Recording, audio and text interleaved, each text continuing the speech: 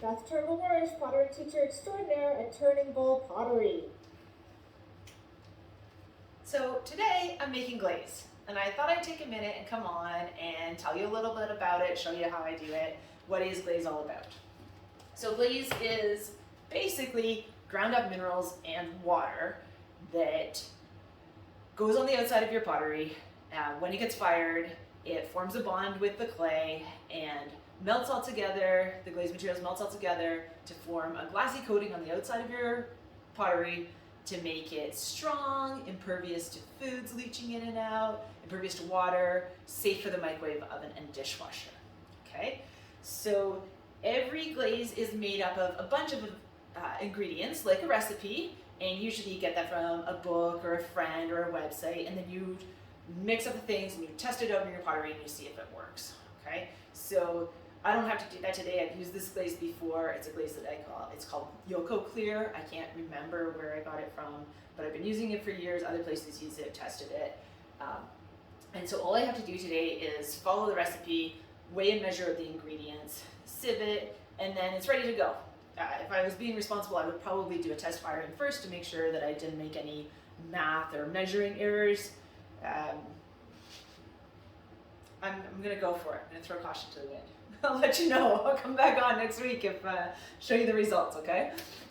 So basically what's in a glaze? Like every glaze has 3 categories of ingredients that need to be in it to make it a glaze, and then plus there's colorants added to it. So every glaze will be clear or white, and then you add colorants. So in my pottery, I do all of my coloring on the clay with liquid colored slips, and so I only need a clear glaze. I just did everything in this clear glaze. So this one's called, I think I said that, it's called Yoko. And basically it's 3 categories of things that are in it. So every glaze actually has a little bit of clay in it. And so all of the ingredients look like this. I already did the clay ingredient. It's called EPK, which stands for Edgar Plastic Kaolin. Edgar's a place in Georgia, I think. Plastic means bendable, and kaolin is the type of clay. It's really white and fine and has a high melting point. And so you actually put that in your glaze, partly for the physical properties because it makes it float in the bucket, and partly because that helps the glaze to bond in with the actual clay of your pottery when it fires. And then next, the one I'm doing right now is silica. You would never normally do this without a mask. Silica dust is bad to breathe. You could eat it, drink it, rub your hands on it, but the dust is bad to breathe. It's insoluble, it goes in your lungs, it gets trapped in there forever and ever. So for the sake of today's video, because you wouldn't be able to hear what I was saying, I took my mask off, but that's the first thing you need before you're gonna weigh and measure dry ingredients. All the dry ingredients have silica in it. It's very common. It's like within the top, I don't know, 5 most common ingredients on the earth. It's what the beach sand is made out of. It's glass. It's everything, but the dust is bad to breathe. So anyways, here I am weighing and measuring it out. I did all the math beforehand to know exactly how much I needed to make a 30,000 gram batch. And then I'm weighing it out on my good old fashioned triple beam scale. And it might take a little longer, but for how often I make glaze, I have never bought a digital scale. This scale was given to me. I took a class like, I don't know, 20 years ago with Ron Roy, the glaze master of Ontario, and it was all about glazing, and I didn't have a scale, and someone gave this to me, so I still use it, and I love it. It works perfectly fine. So anyways, I weighed and measured out the silica, and the purpose of silica in any glaze, this glaze has 13% silica. The purpose of silica in any glaze is that's the glass former. So that's the thing that makes it really, really hard and glassy. Okay, so then with every ingredient, I'm adding it to water. All the other ingredients are in here already. I just saved the last one to show you. And then you mix it up. Hold on.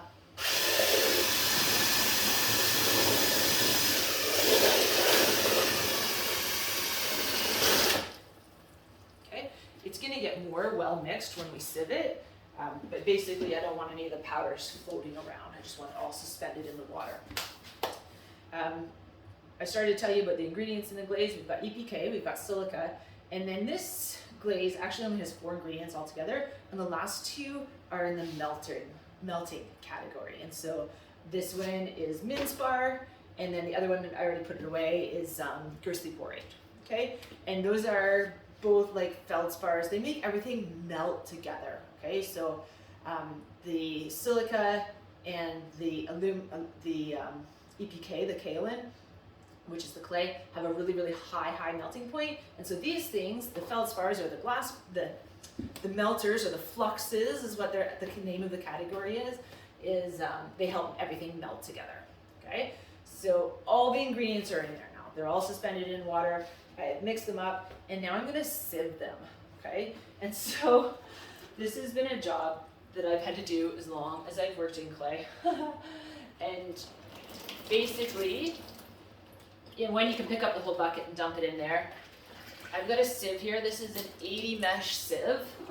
And I know because I've made this glaze before that once through an 80 mesh mixes it well enough and that these ingredients don't have that many impurities that'll be good, right? The first potter that I worked for, she used a white glaze, and one of my jobs, she'd make a garbage can of it at a time, bigger than this one, and one of my jobs for her was to sieve, and it would take me all day. You sieved it first through 80, then through 100, and then through 120. The higher the number, the smaller the mesh size, and I'd sit there and pour some in and brush it. There's a good little tip for you to save your sieves. The only thing you ever use on a sieve is a brush. Never use your hand or a spatula because the openings in the mesh are so small that they would get broken if you use anything harder than a brush.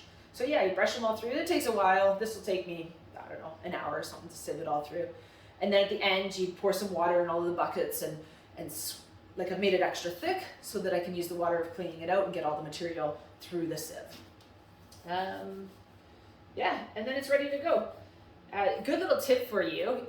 What I did before I started, this red bucket had the same glaze in it before, but I dumped all the glaze out, cleaned the bucket perfectly into my mixing bucket that I was going to add the fresh ingredients into, and then I sieve into my good clean bucket that I want my final product in. So even though the glaze that was in there before was the same glaze, it could have some little bits in it just from hanging around over time, so always re-sieve it.